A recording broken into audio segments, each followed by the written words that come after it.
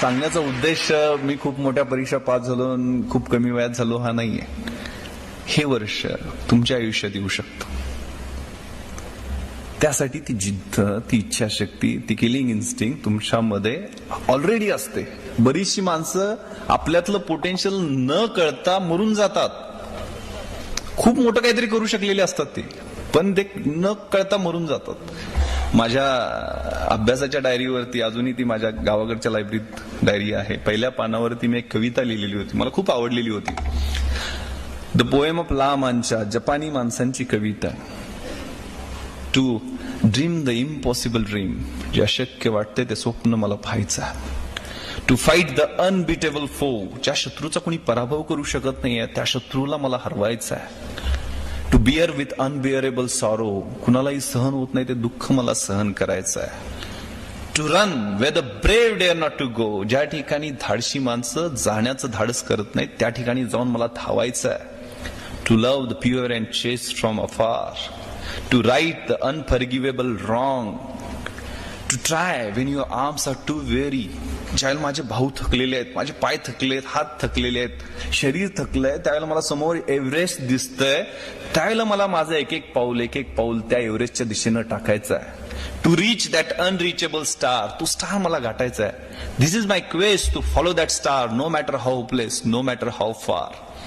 To fight for the right without questions, without pause, to be willing to march into the hell for heavenly cause. मला सत्यासाठी झगडायचं आहे, संघर्ष करायचा आहे, कुठलाही प्रश्न त्यासाठी विचारायचा नाही, कुठलाही थांबा घ्यायचा नाहीये. माझी नरकात जायची सुद्धा तयारी आहे, पण त्याला कारण स्वर्गीय असलं पाहिजे.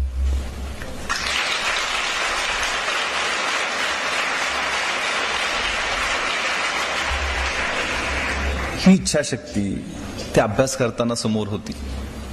मी ज्यावेळेला इंटरव्ह्यूला गेलेलो होतो ना, त्यावेळेला मी, आनंद, माझ्याबरोबर जो चुलत भाऊ होता ना, तोही माझ्याबरोबर IAS मध्ये सिलेक्ट झाला. माझ्यावर त्याची रँक आली. तो आता शिवगंगा म्हणून तमिळनाडूमध्ये आहे, त्या ठिकाणी कलेक्टर म्हणून काम करतोय. आम्ही ज्यावेळेला इंटरव्ह्यूला धोलपूर हाऊसमध्ये दिल्लीला गेलेलो होतो, त्यावेळेला आमच्याबरोबर एक विकास जैन नावाचा मुलगा होता. तो बीटेक फ्रॉम IIT पवई आणि MMS from IIM Ahmedabad. B Tech MMS ही खूप मोठी डिग्री आहे. म्हणजे तिथं फायनल इयरला असतानाच अमेरिकेतनं दर महिन्याला ₹1,00,000-2,00,000 पगाराचे कॉल येतात. तर एवढा हायली क्वालिफाईड होता. 2 वर्ष अमेरिकेत नोकरी करून आलेला होता. आमच्यावरच तो महाराष्ट्राला राहिला असल्यामुळं त्याची ओळख झालेली होती.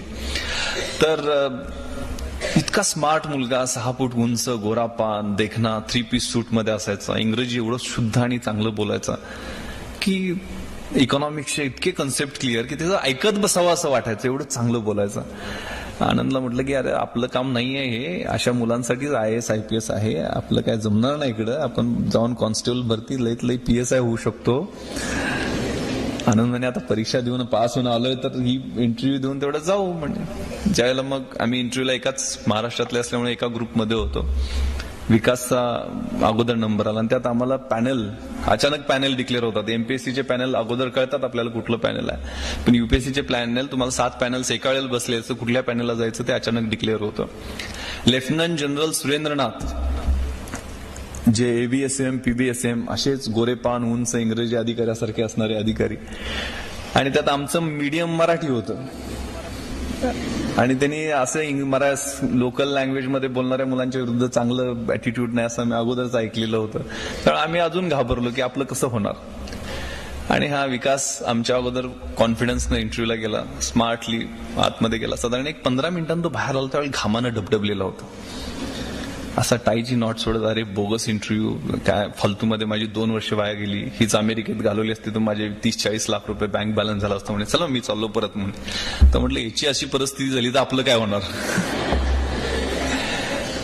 कारण टाईची नाट सुद्धा बांधता येत नव्हती. मग ते स्काउटला असायचा तो पट्टीचा टाय, तो घालून घेण्याचा प्रयत्न केला, पण तो पण चांगला दिसणार नाहीये.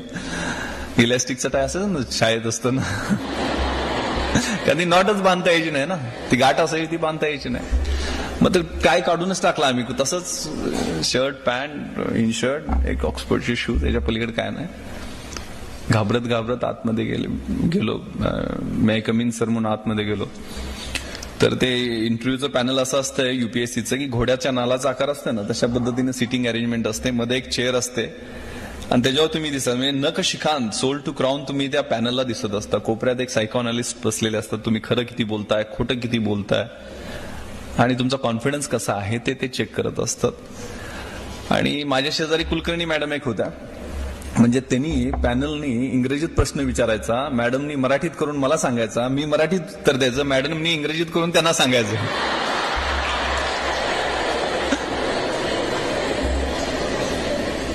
अशी दळबद्री परिस्थिती.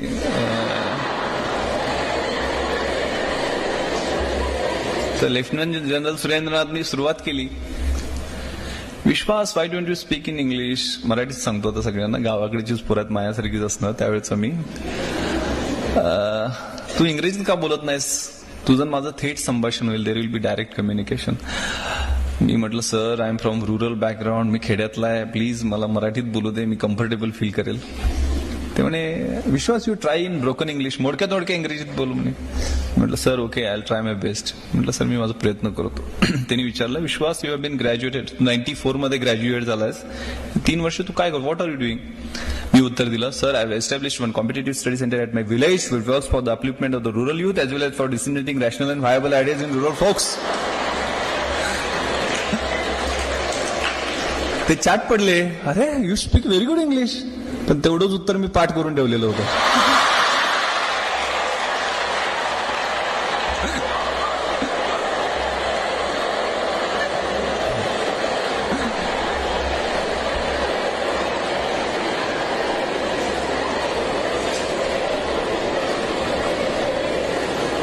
कारण ग्रॅज्युएट झाल्यानंतर 2-3 वर्ष काय करतो, सगळ्यांना प्रश्न विचारतात, मलाही विचारणार, मला माहित होतं त्यामुळे पाठ करून ठेवलेलं होतं.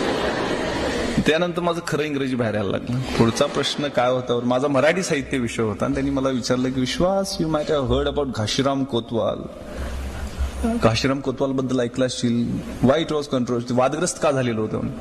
मी उत्तर दिलं sir Ghashiram Kotwal was drama written by Vijay Tendulkar and it was controversial because Nana Fadnavis was shown as behind women person. आता त्यांना बिहाइंड वुमेनचा अर्थच कळेल ना.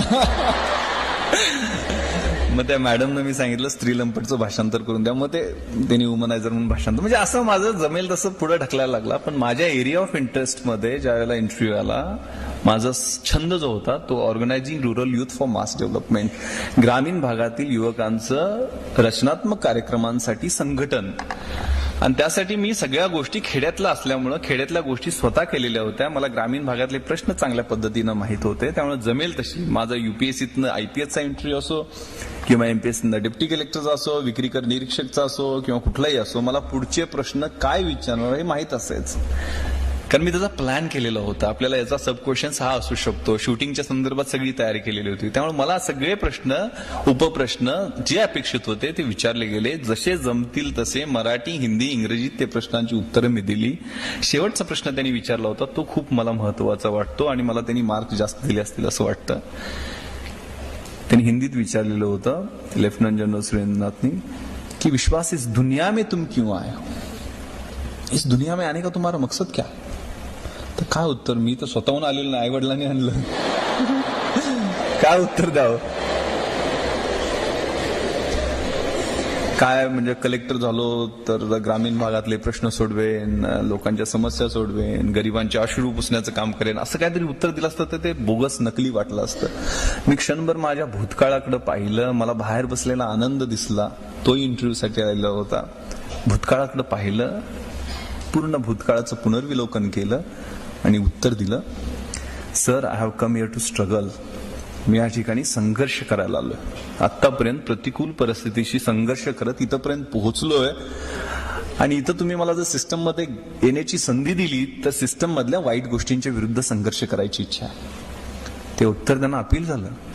आणि ज्या ठिकाणी मी म्हटलं होतं ना मगाशी विकास जैन, अमेरिकेतली बीटेक MMS हायली क्वालिफाईड, मी BA इतिहास शिवाजी विद्यापीठ कोल्हापूर, तो हायली क्वालिफाईड मुलगा, त्याला पहिला प्रश्न विचारला की तू अमेरिकेतली 2 लाख रुपये पर महिन्याची नोकरी सोडून इथं 10,000 रुपये पर महिन्याची नोकरी पकडायला कशासाठी आलास.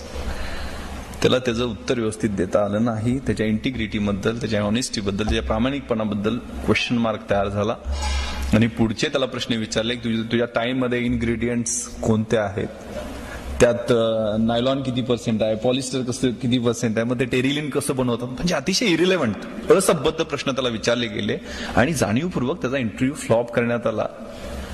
300 पैकी त्याला 80 मार्क होते. त्या ठिकाणी मला महाराष्ट्रात 1997 ला सगळ्यात जास्त 210 मार्क दिलेले आहेत.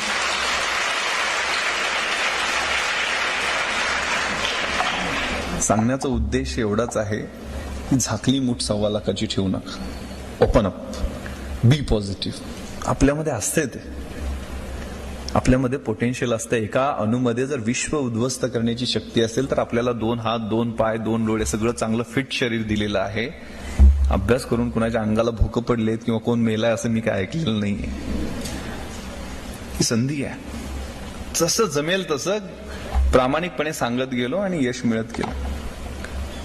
त्यामुळं हा वेळ आहे ना, हा खूप महत्वाचा आहे. तुमच्या आयुष्यातला कन्स्ट्रक्टिव्ह पिरियड आहे. मात्र इथं वळणही वेगळं लागू शकते. या वयात अनेक काय म्हणतात ते 16 वर्ष धोक्याचं,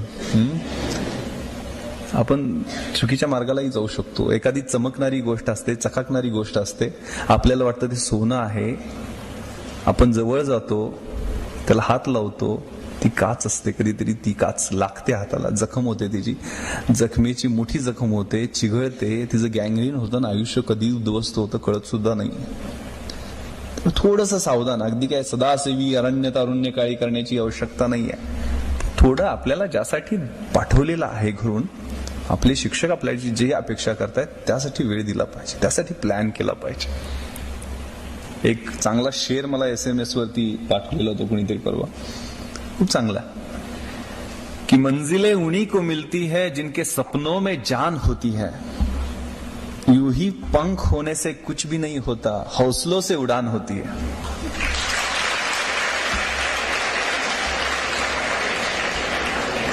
तुमच्यातला हौसला, तुमच्यातली जिद्द, तुमच्यातली इच्छाशक्ती, या गोष्टी तुमचं स्वप्न पूर्ण करणार आहेत. त्यामुळे प्लॅन करा. हेच वय आहे प्लॅन करण्याचं. एक खूप चांगलं इंग्रजीत शब्द होते वेळेच्या महत्वाबद्दल, की to realise value of 1 year, ask the student who has failed in his exam. 1 वर्षाचं महत्व तुम्हाला ओळखायचं असेल तर वार्षिक परीक्षेत नापास झालेल्या मुलाला विचारा. मराठीत सांगतो ते. एक महिन्याचं जर तुम्हाला महत्व विचारायचं असेल, जाणून घ्यायचं असेल, तर अशा आईला विचारा जिनं 8व्या महिन्यात आपल्या बाळाला जन्म दिला. 1 आठवड्याचं जर महत्व तुम्हाला जाणून घ्यायचं असेल तर साप्ताहिक निघतं ना, त्याच्या संपादकाला विचारा. एका दिवसाचं महत्व तुम्हाला जाणून घ्यायचं असेल तर रोजंदारीवर कामाला जाणाऱ्या, रोजगार करणाऱ्या कामगाराला विचारा, ज्याची घरात 6 मुलं जेवण्यासाठी वाट पाहत असतात. 1 तासाचं महत्व तुम्हाला थोड्या दिवसानं कळेल, किंवा काही जणांना आत्ताही कळलेलं असेल. Ask the lovers who are waiting to meet.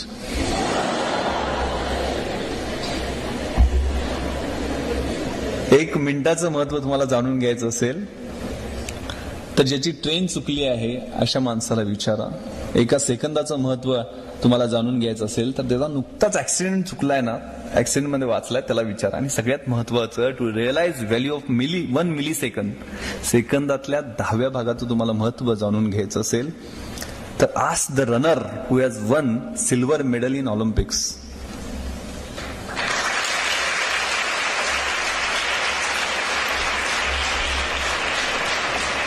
त्यामुळे वेळेचं नियोजन याला खूप महत्व आहे. आपल्याला वाटतं की ही खूप मोठी मोठी माणसं झालीत, एवढं मोठं एम्पायर उभं करायला दादांना विचारा किती कष्ट लागले असतील. The heights of great men reached and kept were not attained by sudden flight, but while their companions were slept, they were toiling upwards in the night.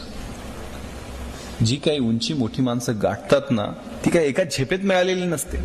तर ज्यावेळेला त्यांचे 6 अध्यायी बरोबरचे अभ्यास करणारे झोपा काढत असतात, त्यावेळेला रात्रभर तळमळून जागून अभ्यास करून ती उंची गाठण्यासाठी एक पाऊल त्यांनी पुढे टाकलेलं असतं. प्रयत्न सोडलेले नसतात.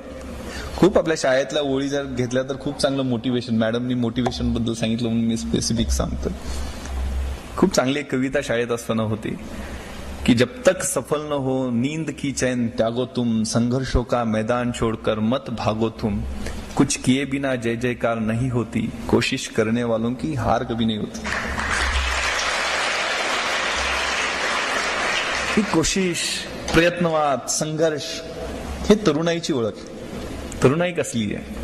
भगतसिंग, राजगुरू, सुखदेव, अशफाकुल्ला खान यांनी सुद्धा दंगा केला होता ना. त्यांची तरुणाई होती. रंग दे बसंती पाहिला असेल. न इज्जत दे, न अजमत दे, न सूरत दे, न सीरत दे, मेरे वतन के वास्ते या रब मुझे मरने की सिर्फ हिम्मत दे. कशी इच्छाशक्ती असायची, काय आरजू असाय. आरजू कुछ भी नहीं है, आरजू बस यही है, रख दे कोई खा के वतन मेरे कफन में. माझ्या कफनामध्ये या देशाची एक मूठभर मिट्टी ठेवावी अशी आरजू असणारे भगतसिंग फासावर जाताना आईला म्हणतात की मनी धीर धरी शोक आवरी जननी भेटेन 9 महिन्यांनी. तू शोक आवर, मी फासावर चाललोय ना, पण पुन्हा तुझ्या पोटामध्ये 9 महिन्यांनी जन्म घेणार आहे. तू शोक आवर, धीर धर. अशी इच्छाशक्ती असणारी आमची आदर्श मंडळी, यांचे आदर्श समोर ठेवायचे, यांचे रोल मॉडेल्स म्हणून पुढे घ्यायचे. मी परवाच एक सर्वे वाचत होतो. आजकालची आपली मुलं आपलं कॉलेजचं शिक्षण पूर्ण होई तोपर्यंत 20,000 तास टीव्ही पाहतात. 20,000 तासामध्ये 15,000 खुनाचे सीन, मर्डरचे सीन, 12,000 रेपचे सीन आणि 1,00,000 अश्लील जाहिराती पाहतात. त्यांच्या पुढे किती आईबापांनी शिक्षकांनी बोंब मारून सांगण्याचा प्रयत्न केला तर कसा फरक पडणार, असा एक सर्वे आला होता. आणि त्यात असं म्हटलेलं होतं की आजचे प्रश्न शाळेचे तास चुकवणे, शाळेमध्ये टिवल्या बावल्या करणे, विमान फेकणे अशा पद्धतीचे आहेत. म्हणजे शाळेतले प्रश्न, बंक करणे क्लासेस. पण उद्या जाऊन हे प्रश्न, शाळेतले प्रश्न, कॉलेजचे प्रश्न, हे गर्भपात, एड्स, चाकू सुऱ्यांचा वापर अशा पद्धतीचे भयानक होऊ शकतात. तर वेळीच आपल्याला सावध व्हायला नको का? तर विचार करण्याची बरेच आपली संस्कृती सांगते. यत्र नार्यस्तु पूजन्ते रमन्ते तत्र देवता. ज्या ठिकाणी नारीची पूजा होते त्या ठिकाणीच देवता वास्तव्य करतात, आणि ज्या ठिकाणी होत नाही तिथं त्राफला क्रिया, कुठलीही क्रिया यशस्वी होत नाहीये. म्हणून पूजा करायची आहे. पूजा एवढ्यासाठी करायची की प्रजननार्थ महाभागा या स्त्रिया ज्या आहेत त्या आपलं प्रजनन करतात, आपली पिढी वाढवतात, म्हणून त्यांची पूजा करायची आहे. तर म्हणजे संस्कृती आपण मोठ्या गप्पा मारल्या तरी फॅक्ट बघितला तर विजय देवरायच्या राजाला 4,000 बायका होत्याच ना. एका वेळेला 4,000 बायका सती गेल्या. तर मला समजत नाही एक राजा 4,000 किती दिवस होतात आयुष्यातले.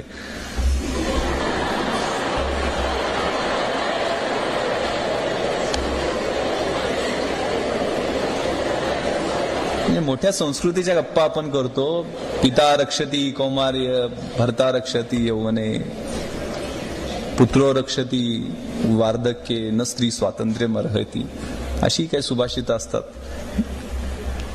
सांगण्याचा उद्देश असाच आहे की आपलं जे स्वत्व आहे, व्यक्तिमत्व आहे, ते स्वतःहून बनवल्याशिवाय उद्या तारणारं कोणी नाहीये. स्वामी विवेकानंदांनी सुद्धा सांगितलं की no bird can fly with one wing. त्यामुळे स्त्रियांना जर पुरुषाच्या बरोबरीनं जपान, जर्मनी, US हे देश पुढे वेगानं का गेले, फिनिक्स पक्षासारखे ते मोठे का झाले, राखेतून का उभा राहिले, तर तिथं स्त्रिया आणि पुरुष एका वेळेला खांद्याला खांदा लावून या देशाच्या प्रगतीसाठी त्यांनी काम केलं. आमच्या बॅचमध्ये एक भारती जजोरिया नावाची मुलगी होती. आम्ही 56 पैकी 50 पुरुष आणि 6 मुली अशा पद्धतीनं आमची बॅच होती. 6 पैकी भारती जजोरिया एक. आमच्या वर्षाच्या शेवटी ॲक्वॅटिक मीट असते, म्हणजे पोहण्याच्या स्पर्धा, आणि त्याचे 9 गोल्ड मेडल असतात वेगवेगळ्या इव्हेंटचे. मग त्यात free style, best stroke, back stroke, butterflies अशा 50 मीटर, 100 मीटर अशा वेगवेगळ्या इव्हेंट होतात. तर भारती जजोरिया ही एका ट्रॅक मध्ये पोहत होती आणि 6 ट्रॅक इतर जे होते, ऑलिम्पिक साईजचा स्विमिंग पूल अकॅडमी मधला आमचा, त्या इतर 6 ट्रॅक मध्ये आम्ही 6 जण, 6 पुरुष मंडळी दरवेळेला चेंज व्हायचे. प्रत्येक इव्हेंटला 50 मीटरला वेगळे, 100 मीटरला वेगळे, रिलेला वेगळे, म्हणजे प्रत्येक इव्हेंटला आम्ही वेगळे वेगळे व्हायचो. पण भारतीनं तो ट्रॅक सोडला नव्हता. ती एकटी प्रत्येक इव्हेंट मध्ये पोहत होती आणि त्या एकटीनं 9च्या 9 गोल्ड मेडल घेऊन गेली.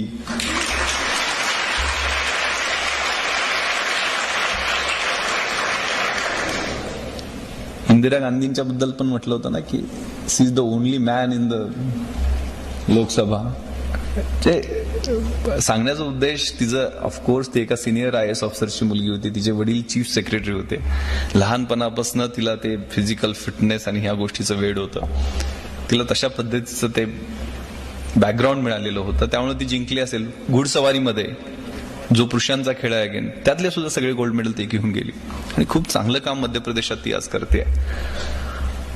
तर सांगण्याचा उद्देश की ही कल्पना चावला, ही भारती जजोरिया, ही मदर तेरेसा, ही मेधा पाटकर, या अशा कितीतरी आदर्श आपल्या समोर उभा आहेत की त्यांच्याकडे पाहून आपण काहीतरी करण्याची जिद्द आपल्यामध्ये तयार झाली पाहिजे. त्यामुळे पोटेन्शियल बाहेर काढण्यासाठी आवश्यकता. मी आता एका मुलीचा वडील असल्यामुळे जास्त माझं घरात मेजॉरिटी झाली, आई, बायको, मुलगी. सांगण्याचा उद्देश की आपलं स्वतःचं व्यक्तिमत्व बनवायचं आहे, यातलं पोटेन्शियल काढायचं आहे. माझ्या मुलीचा पहिला वाढदिवस होता 2002 आणि 22 मे 2002. घरात खूप पाहुणे आलेले होते म्हणून लातूरला मी रेस्ट हाऊसला झोपायला गेलेलो होतो. जाताना युनिफॉर्म नेला नव्हता, जीन्स टी शर्ट, सुदैवानं पिस्टल बरोबर घेतलेली होती. मध्यरात्री एक फोन आला मला एक PIचा तिथल्या चाकूरच्या की सर अशी अशी डेकॉयटी झालेली आहे आणि त्या डेकॉयटीमध्ये एका वृद्ध म्हातारीचा मर्डर केलेला आहे दरोडेखोरांनी आणि सर आपण या. तर मला टेन्शन आलं की त्या दिवशी संध्याकाळी पार्टी असणार वाढदिवसाची घरी. त्यात मी ते मगाशी जे सांडपाण्याचं उद्यान मी म्हटलं होतं SP ऑफिस समोर खूप 2 एकरमध्ये आम्ही बनवलेलं होतं आणि ते अभिषेक बच्चन आणि अजय देवगण त्या दिवशी लातूरला शूटिंगसाठी जमीन पिक्चर चाललेलं, त्यांनाही पार्टीत बोलवलेलं असतं. मग मीडियामध्ये येणार, पेपरवाले लिहिणार की SP पार्टीत बिझी, दरोडे, वृद्धेचा खून वगैरे. टेन्शन आलं मी की संध्याकाळचा कार्यक्रम कॅन्सल करायचा म्हणून मी सांगून 3 वाजताच कॉलेज गाडी होती, कॉलेजनं मी निघालो, शेतातनं पोहोचलो स्पॉटवर. त्यावेळेला मी पाहिलं की भयानक पद्धतीनं त्या वृद्धेचा खून करण्यात आलेला होता. मी येताना सगळी नाकाबंदी ऑलरेडी लावलेली होती आणि मला तेवढ्यात कॉल आला, 4:30 वाजले असतील, थोडंसं तांबडं फुटण्याची वेळ झालेली होती की सर या ठिकाणी 3 जण आम्हाला बघून पळायला लागलेले आहेत आणि ते नक्की दरोडेखोर असावेत आणि ते साधारण पानगाव म्हणून रेल्वे स्टेशन आहे त्या ठिकाणावरनं पळालेले आहेत. चोर तिथंच जाणार होते, नॅचरल कोर्समध्ये या गोष्टी होत्या म्हणून मी पण त्या बाजूनच निघालो.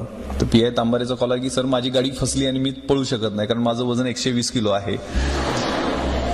तर म्हटलं ठीक आहे, कुठल्या दिशेने गेले सांग. मग मी त्यावेळेला फ्रेश ट्रेन होऊन पहिला चार्ज लातूरचा होता, त्यामुळे मी आणि माझा बॉडीगार्ड आणि एक शेतकरी फकीर नावाचा 3 जण आम्ही त्या दिशेने गेलो. रस्ता दाखवायला त्या फकीराला घेतलेला होता. तर समोर आम्हाला ते, कारण लातूरला सगळा ओसाड भाग आहे, काय ऊस नाही काय नाही, सगळं वाळवंटा टाईप परिस्थिती. तर तिथनं लांब पळताना आम्हाला 3 जण दिसले, पाठलाग करायला सुरुवात केली. खाली उतरलो, गाडी काय जाऊ शकत नव्हती. मग पळत पळत त्यांच्या पाठीमागनं जसं जमेल तसं 14-15 किलोमीटर पळाल्यानंतर त्यांनी दगड फेकायला सुरुवात, कारण आम्ही सिव्हिल ड्रेसमध्ये होतो. मग स्वतःला वाचवण्यासाठी मी एक राऊंड फायर केला. त्यांच्या लक्षात आलं की पोलीसवाला असेल किंवा कुणाकडे तरी हत्यार आहे. मी एक राऊंड फायर हवेतच केलेला होता. मग त्यातला एक जण तिथंच लपला त्या झाडीमध्ये. मग तिथं लपलाय लक्षात 2 जण पुढे पळाले. तर तिथं लपलेल्या माणसाचा आम्ही शोध घेतला आणि त्याला पकडला तिथं आणि बाकी 2 पळाले तर सुटका. पण पुढच्या 2 सेक्टरमध्ये आम्ही परत चेकिंग लावलेलं होतं. बीड जिल्ह्यात सुद्धा लोकांना सांगितलेलं होतं की असे चोर पळालेले आहेत आणि त्यांना तिथं एनसर्कल पुढच्या एका पोलीस स्टेशनच्या हद्दीत करण्यात आलं. पोलीस आणि लोकांनी एनसर्कल केलं. त्यावेळेला तिथला एक जण सापडला आणि दुसऱ्या जण पळून जातं. सापडताना त्यानं दगड फेकायला सुरुवात केली. मला पोलिसांच्या ताब्यात देऊ नका म्हणत एक शेजारी विहीर होती, 150 फूट खोल विहीर होती, त्याच्यात उडी मारली. जागेवर खलास झाला, कारण विहिरीत पाणी अर्धा फूट सुद्धा नव्हतं. त्याला बाहेर काढलं. त्यावेळेला त्या वृद्धेनं प्रतिकार केला, त्याची इतर लक्षणं दिसली. एवढी मोठी मी गोष्ट सांगितली एवढ्यासाठी की मी तिथं स्पॉटवर इमिडिएटली गेलो, कारण बीड जिल्ह्यात होतं, तिथं मृत्यू झालेला होता. परत ह्युमन राईट कमिशन, इतर एन्क्वायरी सुरू होणार म्हणून इमिडिएटली मी स्पॉटवर गेलेलो होतो, व्हिडिओ शूटिंग वगैरे करायचं म्हणून त्या मॅटरचं. आणि येताना मी ते एक दरोड्याचं स्पॉट तर ते मृत्यू झालेल्याचा स्पॉट, या दोन्ही मधलं अंतर मोजलं तर ते 54 किलोमीटर होतं.